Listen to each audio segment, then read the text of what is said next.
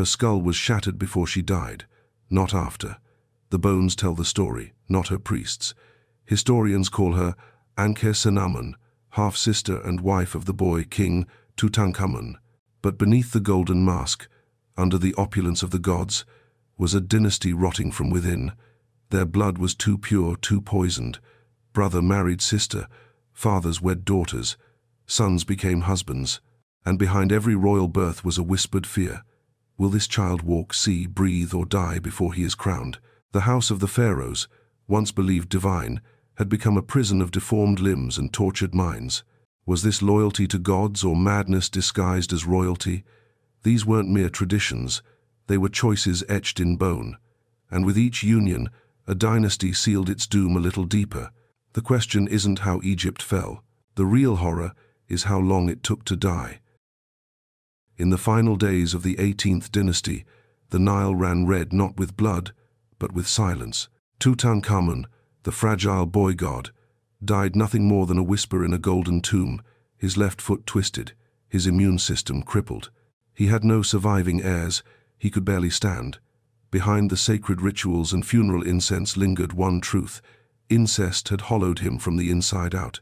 His father Akhenaten, obsessed with celestial purity, had broken the old gods, married his own daughters, and painted his elongated skull as divine.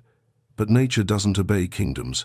Generation after generation, the pharaohs bore children with cleft palates, scoliosis, malformed limbs. Some were born dead, others might have prayed for death.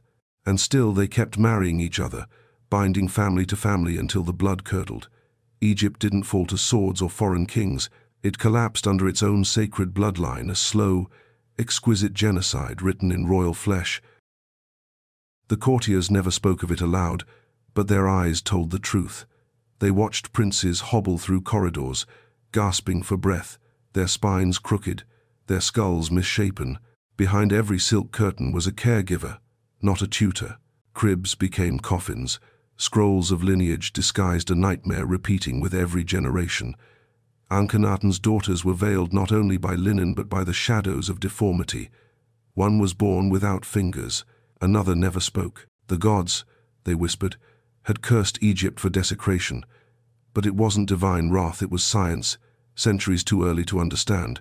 The genetic noose tightened, breath after breath, vow after vow. They called it holy blood. But it was a death sentence wrapped in perfume and prayer, and still the marriages continued. Because tradition has no mercy, because power does not flinch, until one day there were no more healthy heirs, only tombs waiting for names. In hidden chambers beneath the palace, scribes inked lies into eternal stone. Official records praised vigor, virility, divine lineage. But the mummified remains do not lie. DNA reveals the grotesque price of purity. King after king shared more genes with their queens than with strangers. In one case, Tutankhamun's parents were full siblings, not cousins, siblings. His lineage reads like a serpent swallowing its own tail, beautiful, monstrous, inevitable. And while the priests chanted paeans to the Aten, midwives pulled blue, silent infants from royal wombs, some born without toes, others with spines too warped to support breath. The court artists painted strength, symmetry, and perfection, but under their pigments was decay. Behind alabaster eyes were blind stares. It wasn't just a lineage, it was a slow-motion tragedy, stretched across centuries. And as the last heir gasped in his linen shroud, Egypt passed not into darkness but into silence, a silence seeded by its own sacred blood. But this silence was not peace.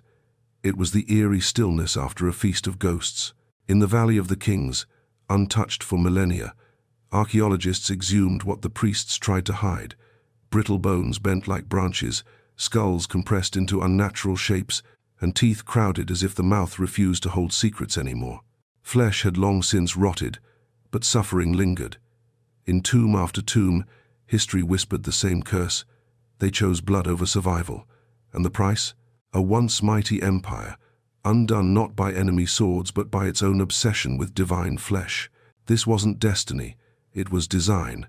Every chisel stroke on temple walls, every broken pharaoh embalmed in gold, tells the same story: how power built its own grave, one marriage at a time.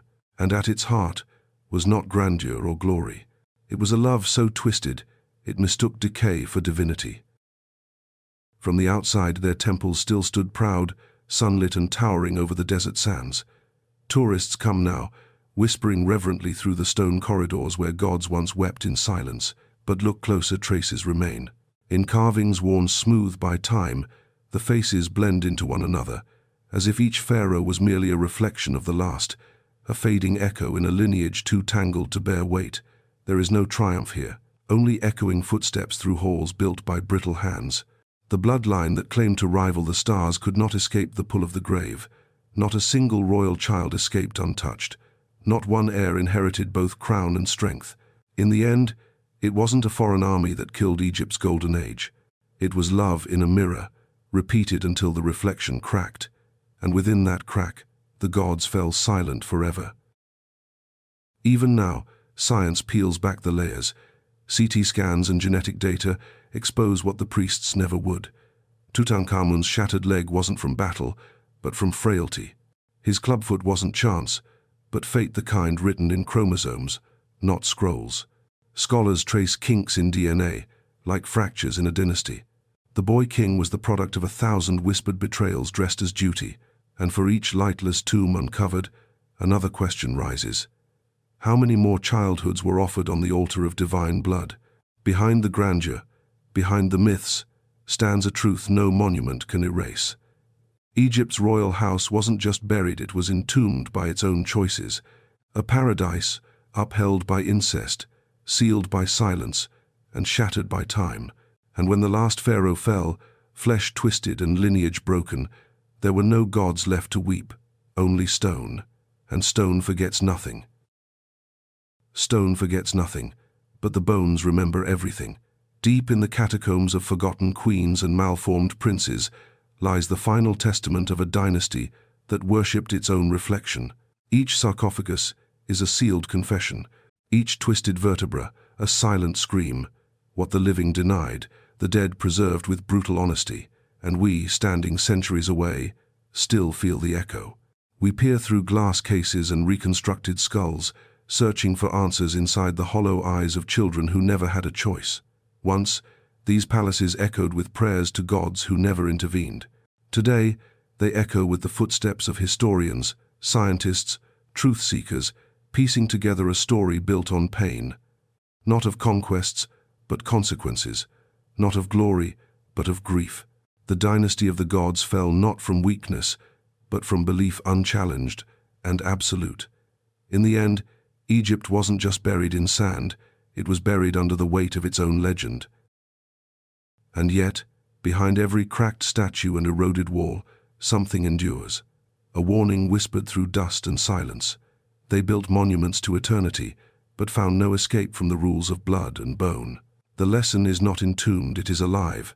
In every family that cloaked suffering in ritual, in every empire that placed ideology above humanity, Egypt's royal downfall was not just a collapse of bodies, but of truth, ignored. History remembers the golden coffins and painted eyes, but what we must remember is the cost. A lineage that clung to its own myth until it drowned in it. The gods did not punish them, they punished themselves. And still, we visit the tombs with awe. Unaware, we walk through the ruins of a love too frightened to let go of power. A love that chose silence over change, and in that silence, the echoes still cry, warning the living from within the dead. So the question twists like the Nile itself: what endures longer, empire or error? In tombs sealed for millennia, the breathless hush speaks louder than 1,000 battles. The pharaohs believed their names would outlast time, but names fade.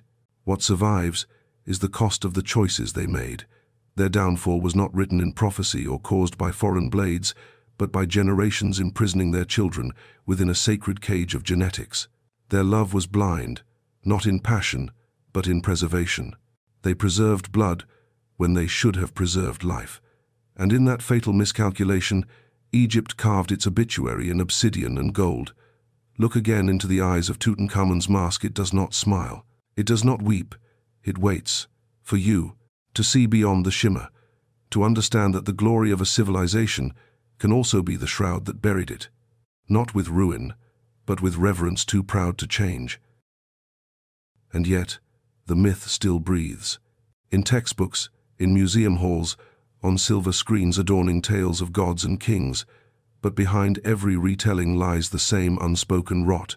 The grandeur we celebrate was a slow-motion descent, masked in ritual and gold leaf, commemorated, not questioned. But history is not meant to comfort it, is meant to remind, and ancient Egypt's royal tragedy reminds more than most, that when we idolize power without pause, repetition becomes ritual, and tragedy becomes inheritance. We still chase purity, we still confuse legacy with loyalty, and still, some dynasties rise believing themselves immune to decay. But bones do not lie. Blood remembers. And empires, no matter how divine or golden, are only as strong as their most fragile truth. So listen, closely. In the silence between hieroglyphs, in the stillness of sarcophagi, Egypt has not finished speaking. It just waits for someone to finally hear what cost was paid, for a god to look like a man. And perhaps this is the deepest wound of all, that in pursuing immortality, they became a warning. There is no curse carved on a tomb more chilling than the truth buried within it. Not spells or sacred rites, but genomes unraveling like parchment in flame. Their gods watched in silence as generations sacrificed their children to the mirror. And still, the statues stand not to honor rulers, but to hold a vigil for what was lost. The beauty, the brilliance, the unbearable cost of a lineage trapped inside its own reflection. We glimpse their world through relics and remains, but what stares back is not divinity, it is desperation, polished in gold. For Egypt did not die in a battle, it died in a cradle. And the silence that follows is not just the absence of life, but the eternal ringing of a lesson unlearned. Not all legacies are to be remembered, some must be mourned. So mourn it we must, not in pity, but in reverence for truth. The golden sarcophagi, the towering obelisks, the endless murals, they are not trophies, they are gravestones. Every painted eye and sculpted smile is a mask, worn by a tragedy too immense for words. In every artifact, the echo of a cry that was never heard. The royal palace was not a cradle of gods, but a crucible where love, belief, and lineage collided and broke. And now, as we peer into the past, we do not find monsters or martyrs. We find humans, bound by fear, by faith, by blood. This is not just history, this is prophecy. A tale retold in every age where power silences reason. The pharaohs still whisper in the wind-carved stones, their warning unyielding. Beware the love that blinds, beware the glory that refuses to change. For the weight of a crown is light compared to the burden of repeating their fall. So when we walk beneath Egypt's colossal columns and golden inscriptions, we must ask, what do we worship? The genius of a civilization, or the ghosts it left behind? Behind every triumphant carving lies the hush of children born breathless, of queens dying in childbirth, of kings too frail to reign. This was not just hubris, it was a sacred cycle, a devotion to divine illusion, paid for in twisted spines and silent cries. Their temples reached for the skies, but their legacy sank underground, buried in the very genetics that gave them their crowns. And now, under the sterile glow of lab lights and the soft sweep of brushes in desert tombs, the truth rises like sand in the wind. The dynasty did not fall. It unraveled, thread by thread, vow by vow. A kingdom bound by love too pure to question, too proud to bend. And in that refusal, a civilization perished, not with a roar but with a whisper only the dead could hear. Not with a roar, but a whisper, that is how the gods faded. And yet the whisper persists, in silent museum halls, in distant graveyards of sand, wherever the truth of Egypt's royal curse is unearthed. They built eternity on the backs of children who never stood a chance, carved paradise from the marrow of their own kin. The sun still rises over the Nile, warm and golden, as if nothing ever changed, but beneath it lies a graveyard, masquerading as divinity. We marvel at what they left behind, forgetting what it cost to build. A lineage chained to its own mythology, embalmed not just in resin and linen but in denial, This is their legacy, and now, ours to confront. The empires of today must listen closely, for the echoes do not sleep, and if we fail to hear them, then history will not just repeat, it will return, with the same silence, the same sorrow, wearing a different crown. Because the dead do not forget. They lie in wait, beneath sand and stone, their stories etched not in triumph, but in tragedy. The royal house of Egypt sought immortality and found extinction, fooled not by enemies, but by mirrors. Their graves are not just markers of death, but monuments to choices never questioned. To every civilization that peers back through time, captivated by the golden glory, know this: what gleamed most, rotted fastest. What stood tallest, fell from within. And as long as we choose myth over understanding, as long as bloodlines matter more than mercy, the warning will echo, not as thunder, but as breath drawn too late. Egypt teaches us still not from the lips of its gods, but from the broken bones of its children. In every era, in every empire, there is a moment to choose, to repeat or to remember. The tombs have spoken, the rest is up to us. Let this be the tomb's final whisper, not a story of kings and crowns, but of consequence embroidered in linen and stone. The greatest empire of the ancient world, undone not by war, but by devotion taken too far. Their downfall was not fate, it was decision. Kierkegaard once said history is lived forward but understood backward. In the cold light of hindsight, Egypt's golden age glows with a terrible clarity, that the pursuit of purity turned royal blood into poison. So let their story blaze not as legend, but as lesson, that no lineage, no throne, no God's will is worth the breath of a child born to suffer. And as winds carry desert sands over forgotten names and crumbling steel, remember, time may soften the stones, but it bears the truth. And the bones beneath the soil lie in silence, not for lack of voice, but because once no one dared to listen. So now listen, not as a student of history, but as a witness. Imagine the cradle of civilization, mother of pyramids, queen of the sun, reduced to bones that cry louder than any chronicle. What failed was not the architecture, not the warfare, not the religion. What failed was the lie they told themselves, that power must feed itself, even if it devours its own blood. Today, we hold their treasures behind glass, mistaking them for triumphs. But they are funerary masks, not medals. 1,000 years of glory collapsed one name at a time, one birth at a time, with love offered not to children, but to illusions. Let this not just be Egypt's eulogy, let it be our mirror. For when devotion turns to delusion, when legacy outweighs compassion, every empire risks the same end, not in conquest, not in rebellion, but in quiet rooms, with closed doors, where truth is silenced, and history begins to rot from within. And so, beneath all the stone and sand, that is the true legacy of ancient Egypt's royal bloodline, a tragedy authored by silence, repeated by tradition, and preserved by the very monuments meant to defy decay. Not all ruins are physical. Some are embedded in choices, in wrongs passed as wisdom, in the ache of children born to serve a purity that never existed. Look not to the grand arches or golden tombs for answers, but to the fractures in each bone, the grief melting through painted eyes. For what was once called sacred may have been simply unspeakable. And now, the tale is told not by scribes or priests, but by the ruins themselves. In every relic exhumed, the same question lingers: what brilliance was lost by refusing to change? This is not just Egypt's end. It is a lesson whispered forward, urging us to see, to question, before we become another echo carved into stone. So let the story end where it must, beneath gold masks and broken marrow, among the echoes of a lineage that mistook closeness for continuity and devotion for destiny. The power they sought to preserve became the storm that unmade them. Their myth endured, yes, but at a price carved into every malformed skull and silenced child.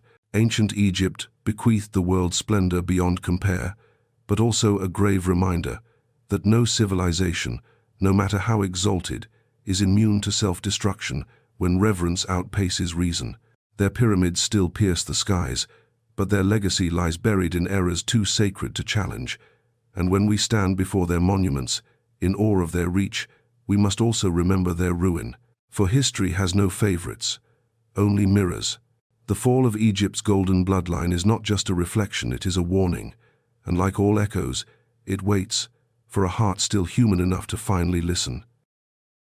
So now listen, not with awe, but with understanding. The grandeur of Egypt's royal line was never just about gold, temples, or gods. It was about choices. Choices that cradle civilizations or crack them apart. The pharaohs built monuments to eternity, but it is in their silence where eternity truly breathes. That silence is not empty. It is crowded with voices that once dared not speak. Deeds carved in limestone, repeated behind curtains, echo across time not to condemn, but to caution. As empires rise and rulers claim legacy through bloodline or power, may they recall this, that love without wisdom becomes sacrifice, and tradition unquestioned becomes a tomb. This is the end of the story, not of Egypt, but of belief without balance. Their gods are gone, their crowns are dust, but their truth remains, etched bone deep, and long after the last monument falls, that truth, terrible, tender, and earned, will whisper to those still willing to hear. Remember this, if nothing else. Egypt's golden dynasty did not collapse in a day, but in 1,000 silent moments, buried beneath the weight of its own reflection. It wasn't spears that ended the line of divine kings, it was the unchecked worship of what they believed they were. In their quietest chambers, behind veils and incense, they traded the future for an illusion. And even now, the sands seem to whisper not in curses, but in lessons. Civilization is not built by gold alone, nor sustained by bloodlines unbroken. It survives through humility, adaptation, the courage to unlearn. The pharaohs ruled by divinity, but they died by design. And in their ruin, they left a final monument, not of stone, but of truth, not eternally triumphant, but eternally true.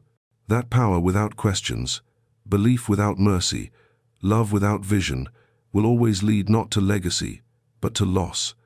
And that all empires, no matter how divine, are only human after all. Because in the end, it was not gods that buried Egypt's glory, it was the hands of men, trembling under faith mistaken for fate. The echoes of the pharaohs are not cries for remembrance, but warnings chiseled into eternity. They teach us that what we venerate must not blind us, that the cost of silence is always borne by the most innocent. Their temples were not sanctuaries, but stages where devotion turned to denial and echoes drowned out reason. Let their bones lie in peace, yes, but let their story rise in us as vigilance, for no matter how dazzling the achievements, no matter how divine the origin claimed, a lineage that refuses to face its own reflection seals its future not in triumph, but in tombstone. So remember the golden gods who fell not to war but to worship, not to invasion but to inheritance. This is the end of the tale, and the beginning of our understanding. And in this ending, understand this. Egyptian royalty did not simply vanish, they dissolved, crumbled under the weight of decisions hidden behind gilded doors. Honor demanded silence, and in silence, the bloodline bled itself dry. Across time we still gaze into their hollow eyes, marveling at their splendor, while overlooking the agony it concealed. But beneath spectacle lies a simple truth. Purity without wisdom breeds extinction. Each tomb is not just a burial site, but a sealed indictment of unchecked power and tradition. So let this be the last echo from Egypt's golden crypt, a whisper rising through sand and memory. Power may build pyramids, but only truth can keep a legacy alive. When next you speak of pharaohs, of gods made flesh and kingdoms lost, remember what truly ended their reign. Not rebellion, not collapse, but a love too proud to see its own breaking, and a silence too deep to be undone. So let us leave the tombs behind, not only with reverence, but with reckoning. Beneath every layer of ancient dust lies the same eternal truth. Even the most sacred bloodlines are still mortal, and belief, when left unchallenged, becomes the most dangerous inheritance. Egypt's elegy is not one of broken stones and fallen crowns. It is the tragedy of what happens when legacy becomes law, and no one dares to ask why. The pharaohs perished not because they were weak, but because they were certain. Generation after generation clung to the myth of divine right, until there was nothing left to inherit but sorrow. And now, The ruins do not simply speak, they demand we listen, not just to mourn what was lost, but to recognize what must never be repeated. For the greatest empire of the ancient world did not fall, it unmade itself, and in doing so, gifted us its most indelible truth. No lineage, no matter how luminous, outshines the light of learning from one's own end. So as the desert wind sweeps over forgotten capitals, and the sun sets behind the shattered visage of a once immortal king, let that be our final image, not a fall from grace, but a descent from delusion. Ancient Egypt never feared death, it feared obscurity, and yet in trying to preserve itself at all costs, it lost what mattered most, the ability to change. The gods are silent now, the palaces are dust, but the lesson endures, carried not by scribes or sacrifices, but by us. We hold their story now, and with it, a mirror, to reflect not just on their ruins, but on our resolve. Will we repeat their silence, or rise from it, finally able to see that true divinity was never in the blood, but in the courage to break its curse? Because in the mirror of their downfall, we do not see gods, we see ourselves. The story of Egypt's royal bloodline is not a relic of a lost past, but a reflection of how power, cloaked in sanctity, can become a curse when left unchallenged. The final tomb is not in the Valley of the Kings, it is in the minds that deny history's warnings. Whether carved in hieroglyphs or etched in memory, the message is the same. Legacy must bend, or it will break. So let this echo not fade into distance, but rise with every question we dare to ask of our own time. Stand before the gold, the stone, the silence, and listen, not to what they wanted us to believe, but to what their bones whisper across centuries. That the cost of preserving illusion is always paid by the innocent. That empires fall not when they're attacked, but when they no longer remember how to change. So let this be the final silence, not empty, but filled with the weight of understanding. The dynasty that sought to cheat death instead ensured its own extinction. A civilization crowned in gold and cloaked in godhood, undone by the very hands sworn to protect its name. Beneath every monument, every sarcophagus, every whisper of greatness, lies this irreversible truth. The refusal to change is history's most fatal flaw. Let the tale of Egypt's divine blood not merely echo with sorrow, but resound with purpose. To remember is not enough, we must learn. To gaze upon their legacy is not enough, we must question it. Not just to honor the children who bore the price of impossible dreams, but to ensure we never again chase glory so blindly that we forget who must carry its weight. For in the end, it is not the gods who suffer, it is always the children. And this is where the story truly ends, not in myth, but in meaning. Egypt's royal bloodline was not a divine lineage, but a fragile one, not eternal, but ephemeral. What we uncover in the dust of their tombs is not only the tragedy of what was, but the warning of what could be again. For every time we put belief above compassion, tradition above truth, or lineage above life, we walk the same path. The pharaohs do not speak anymore. Their tongues are stilled, but their bones are louder than any throne room. They tell us what must never be forgotten, that no civilization is too great to fall, and no legacy too sacred to question. So we leave the past behind, not untouched, but understood, and as the sands reclaim what was once a kingdom, we hold the only thing worth preserving, not their crowns, but their caution. And so we close the tomb not to forget, but to remember fully and without illusion. The tale of Egypt's royal blood is not one of divine destiny, but of human decisions left unchallenged for far too long. Let the silence that follows this story not be the hush of reverence, but the stillness of reckoning. The Golden Dynasty, once lifted by gods and sealed in myth, was undone not by enemies, but by choices made in echo chambers of power. And in that undoing lies our inheritance, not their riches or rituals, but their mistakes. We are not heirs to their thrones, but to their warnings. For in every age, beneath every banner and crown, the question remains the same. Will we protect our future, or merely preserve our past? Let that question guide us beyond gold, beyond greatness, into something far more enduring, not glory, but wisdom. And with that wisdom, we step into the silence not to seal it away, but to carry it forward. For the legacy of Egypt's royal bloodline is not confined to sarcophagi or scripture, but lives as a mirror to our own time.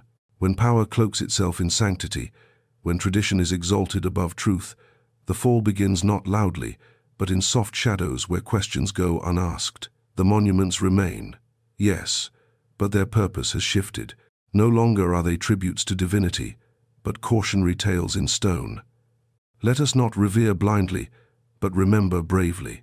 Let the broken bones, the buried whispers, the children lost to a curse disguised as custom, serve as guardians, not of a kingdom, but of our conscience. The gods are silent, the kings are gone, but the lesson stands, clear as the desert sun. To honor a legacy is not to repeat it, but to listen and to choose differently. For the final breath of this tale is not one of mourning, but of awakening. The pharaohs built eternity in stone, but could not see the cracks in their own foundations. We walk through their ruins not as tourists of the past, but as inheritors of its truths, whispers buried deeper than treasure, louder than any inscription. Let the gilded echoes no longer hypnotize us. Let their silence no longer serve as an excuse to forget, but as an invitation to remember more clearly, more critically. Because history is not a relic to be sealed, it is a compass pointing us forward through the ruins of what pride once built. And if we can learn from this echo, if we dare to ask not what they left behind, but why it fell, then perhaps Egypt's greatest gift is not its grandeur, but its final plea. Do not mistake silence for peace, nor tradition for wisdom. Choose better, while time still listens.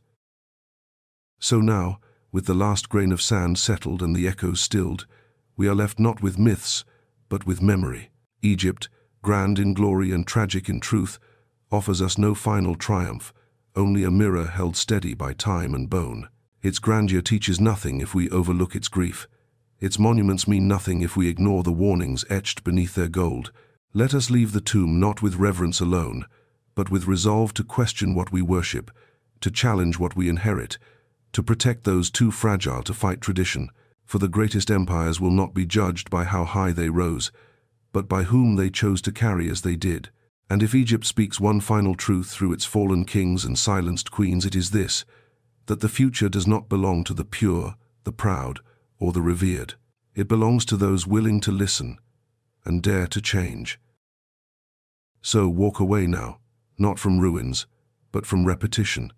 Take with you not the shimmer of gold, but the weight of wisdom. Egypt's fall was not a thunderous collapse.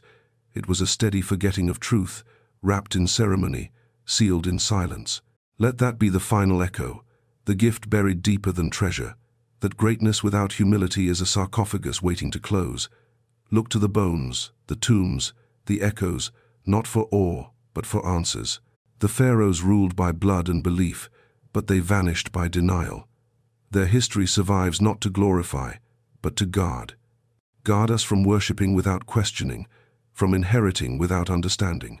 This is not just an ending, it is a torch passed, from silence to speech, from myth to memory. And now, it is ours not to bury, not to repeat, but to carry forward, wiser and awake. Because the only legacy greater than empire is the courage to build what lasts beyond illusion. So let the sands close gently over this story, not as an end, but as an understanding won too late. The majesty of Egypt stunned the world, but its fate should awaken it. What the royals engraved in stone, they failed to carve into wisdom, and it was that blindness, not enemy blades, that turned crowns into coffins. If we are to remember them, let it not be for their gold, but for their grief. Let us honor not the myth of eternal rule, but the mortal truth they failed to face, that power without introspection, lineage without love, is a promise broken at birth. The tomb is closed now, but its silence is thick with meaning. Listen not for the voices of gods, but for children who never spoke, for heirs who never ruled, for lessons once buried, now unearthed.